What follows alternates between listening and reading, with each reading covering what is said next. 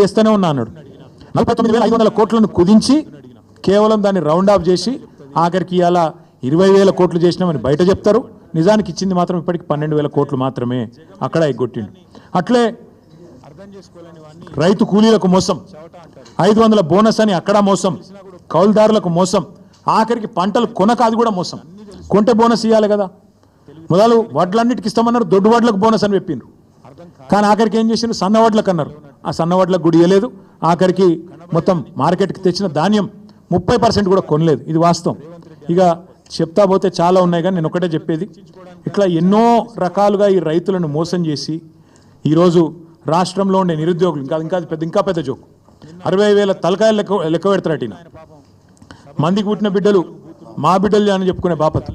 కేసీఆర్ గారు ఇచ్చిన ఉద్యోగాలు, కేసీఆర్ గారి ప్రభుత్వంలో ప్రారంభమైన నియామకాలు నీ టైంకి వచ్చే వరకు కాగితం ఇచ్చే మోకా నీకు దొరికితే దాన్ని పట్టుకొని నేను ఇచ్చిన ఉద్యోగాలంటే సిగ్గుందా అని అడుగుతా ఉన్నాం. వస్తావా అశోక్ నగర్కి చర్చకి? అశోక్ నగర్లో పెడదామా, వస్తావా?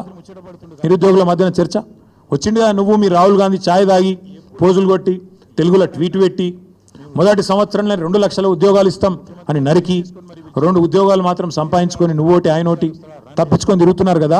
వస్తావా అశోక్ నగర్కి చర్చకి? దమ్ముందా, సిగ్గుందా? మందికి పుట్టిన బిడ్డలు మా బిడ్డలని చెప్పుకోనికే. ఈ మాట ఎందుకు అంటున్నా అంటే ఇవాళ తెలంగాణలోని ప్రతి వర్గం నీ మోసాన్ని అర్థం చేసుకున్నది. ఇవాళ మా మహిళా తల్లులు 1,000,000 మందిని కోటీశ్వరులను చేస్తాను డైలాగులు కొడుతున్నావు కదా. నువ్వు కోటీశ్వరులను చేసినేమో కానీ వాళ్ళకి 2,500 ఇస్తే చాలని చెప్పి వాళ్ళు ఎదురు చూస్తూ ఉన్నారు. 100 రోజులు ఇస్తా అన్నావు. 1,68,00,000 మంది ఆడబిడ్డలు ఎదురు చూస్తూ ఉన్నారు. 18 ఏళ్ళు నిండిన ఆడబిడ్డలు జనాభా లెక్కల ప్రకారం, మన ఓటర్ సంఖ్య ప్రకారం 1,68,00,000 మంది ఉన్నారు. వాళ్ళందరూ ఎదురు చూస్తున్నారు, ఎప్పుడు వస్తుంది 2,500 మహాలక్ష్మి అని.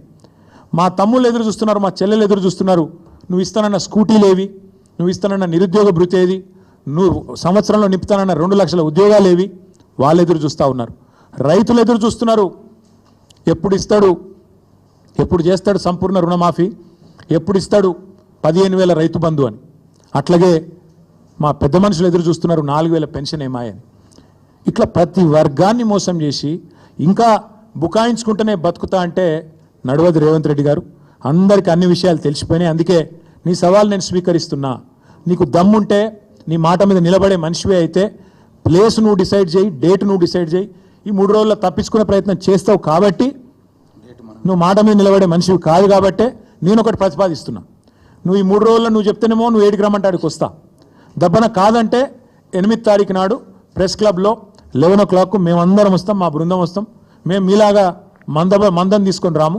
మేము ఓన్లీ మా లెజిస్లేటర్లు, మా సీనియర్ నాయకులు 10-15 మంది వస్తాం. బ్రహ్మాండంగా అంత సావధానంగా మీరు ఏది కావాలంటే సాకల్యంగా చర్చిద్దాం.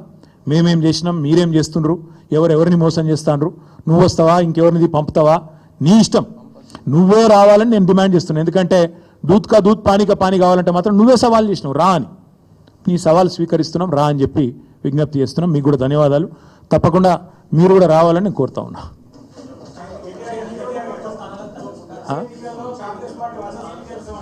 వందావని బోందా ఇంకో మీరు పిచ్చోళ్ళు వందనట. ఆయన సొంత కాన్స్టిట్యున్సీలనే ఇప్పుడు జెడ్పీటీసీలు గెలుతాడో లేదు, పెట్టమని రాదు, ఎలక్షన్లు తెలుస్తుంది. నేను ఏమంటున్నా అంటే మాటలు కోటలు దాటుతాయి రేవంత్ రెడ్డి. ఇంకా కూడా పడిపోతారా? నాకు అర్థం కాదు. మీరు కూడా మాటలకు, ఈయన ఈ మాటలు చెప్పి ఆ కుర్చీలో కూర్చున్నాడు. ఏదో అది చెప్పి ఇది చెప్పి 420 అడ్డమైన హామీలు ఇచ్చి ఢిల్లీకి వెళ్ళి టూరిస్టులను తీసుకొచ్చి ఈ డిక్లరేషన్ ఆ డిక్లరేషను. నేను ఒక్కటి అడుగుతున్నా, 100 సీట్లు గెలవాలి. ఎట్లా గెలవాలి? ప్రజలు ఓట్లు వేయాలి. ఎవరు ఓట్లు వేయాలి? దళిత బంధు రేవంత్ రెడ్డి గారి ద్వారా అందుకున్న దళితులు ఓట్లు వేయాలనా? ఎస్సీ ఎస్టీ డిక్లరేషన్ అమలు చేసినందుకు, 12 లక్షల అభయహస్తం ఇచ్చినందుకు దళితులు గిరిజనులు వేయాలనా? 4,000 పెన్షన్లు ఇచ్చినందుకు ముసలోళ్ళు వేయాలనా? 2 లక్షల ఉద్యోగాలు ఇచ్చినందుకు పిల్లలు వేయాలనా? లేకపోతే నువ్వు 2,500 ఇస్తున్నందుకు మహిళలు వేయాలనా? ఎవడేయాలి నీకు ఓటు? లేకపోతే నువ్వు ఎగ్గొట్టినందుకు రైతు బంధు రైతులు వేయాలనా? ఎవడేయాలి? ఎందుకు వేయాలి? ఏ వర్గం సంతోషంగా ఉంది? చచ్చిపోతున్న ఆటో డ్రైవర్లు వేయాలనా నీకు ఓట్లు? ఎవరు వేయాలి? ఏ వర్గం సంతోషంగా ఉంది తెలంగాణలో? ఒకటే ఒక వర్గం సంతోషంగా ఉంది. రేవంత్ రెడ్డి ఆయన తొట్టి గ్యాంగ్ ఒకటి ఉంటుంది, పేర్లు చెప్పంటే చెప్తా కానీ ఇప్పుడు వద్దు, మరోసారి చెప్తా. ఆ తొట్టి గ్యాంగ్ మాత్రం బాగా భయంకరమైన దోపిడీ, దండుపాలెం ముఠాలెక్క దోచుకునే పనులు వాళ్ళు మాత్రం సంతోషంగా ఉన్నారు. బిల్డర్లను గోకుడు, కాంట్రాక్టర్లను గీకుడు, ఆ పనిలో మాత్రం ఫుల్ ఉన్నారు, బిజీగా ఉన్నారు. నేను ఒక్కటి అడుగుతున్నా బ్రదర్, ఒక్క కొత్త స్కీమ్ అమలు కాదు, ఇచ్చిన ఒక్క మాట నెరవేరదు. కానీ ఇప్పుడు అప్పు, రాష్ట్ర ప్రభుత్వం యొక్క అప్పు 2 లక్షల కోట్లకు చేరుతుంది. ఏడబోతున్నాయి పైసలన్నీ? బడ్జెట్ కాకుండా 2 లక్షల కోట్ల అప్పు. రైతు బంధు రాదు, రుణమాఫీ సంపూర్ణంగా జరగదు, మహిళలకు 2,500 రాదు, పెద్ద మనుషులకు పెన్షన్ 4,000 రాదు, ఒక ఇల్లు కట్టింది లేదు, ఒక చెక్ డ్యామ్ కట్టింది లేదు, ఒక చెరువు తవ్వింది లేదు, ఒక ఇటుక పెట్టింది లేదు. ఏడబోతున్నాయి పైసలన్నీ? మొత్తం మంచిగా ఢిల్లీకి టింగ్ టాంగా దానే కదా టకీమని చెప్పి ఢిల్లీలో మాత్రం రాహుల్ గాంధీ ఖాతాల, ఖార్గే గారి ఖాతాల, ప్రియాంక ఖాతాల, కేసీ వేణుగోపాల్ ఖాతాల పే సీఎం గారు తెలంగాణను ఏటీఎంగా మార్చి అద్భుతంగా నడుపుతున్నాడు. ఈయనను ఇవాళ మా సోషల్ మీడియాలో పెట్టుకున్న ముద్దు పేరు పే సీఎం. పేటీఎం అని ఒక యాప్ ఉంటుంది, మీకు ఐడియా ఉండొచ్చు. ఈయన పేరేమో పే సీఎం. పే సీఎం గారు మంచిగా తెలంగాణను ఏటీఎంగా మార్చిండు. టకీమని ఏఐసీసీలో మాత్రం మూత మోగుతాంది. కొత్త బిల్డింగులు కడతాండ్రు, కొత్త ఆఫీసులు తెరుస్తాండ్రు. ఈయన పదవి మాత్రం బ్రహ్మాండంగా ఉన్నది, కాపాడుకుంటాడు. గది తప్ప ఓటేసేవాడైతే ఈయనకి ఇక్కడ ఎవడు కూడా లేడు. వందనా వాని బొందనా అని అందుకే అన్న. ముఖ్యమంత్రి గారంటే గౌరవం ఉంది, కానీ ఇక ఆ మాట అనక తప్పలేదు.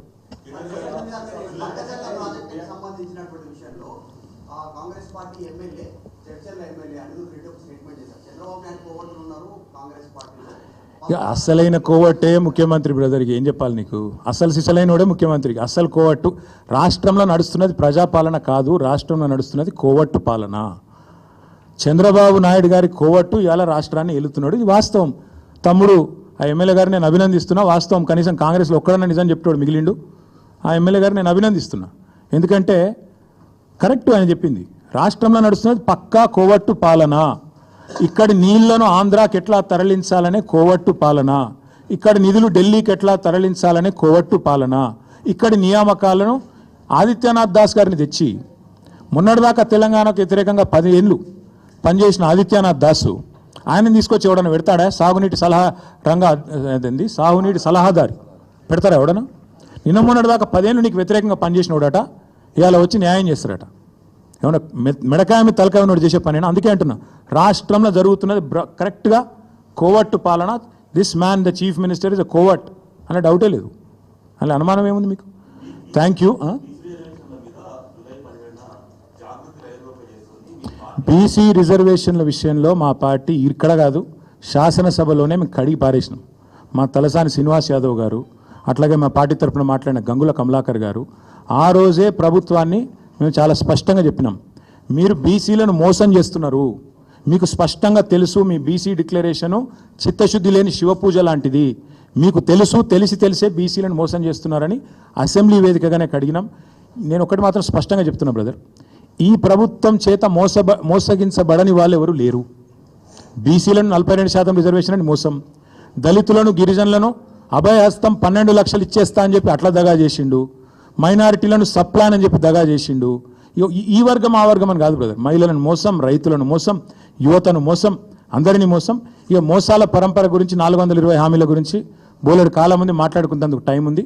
నా రిక్వెస్ట్ మీతో, ఈ 72 గంటల గడువు 8 తారీఖు నాడు 11 గంటలకు అందరం సోమాజిగూడ ప్రెస్ క్లబ్లో కలుసుకుందాం. మిగతా విషయాలన్నీ విస్తారంగా అక్కడ మాట్లాడుకుందాం. Thank you.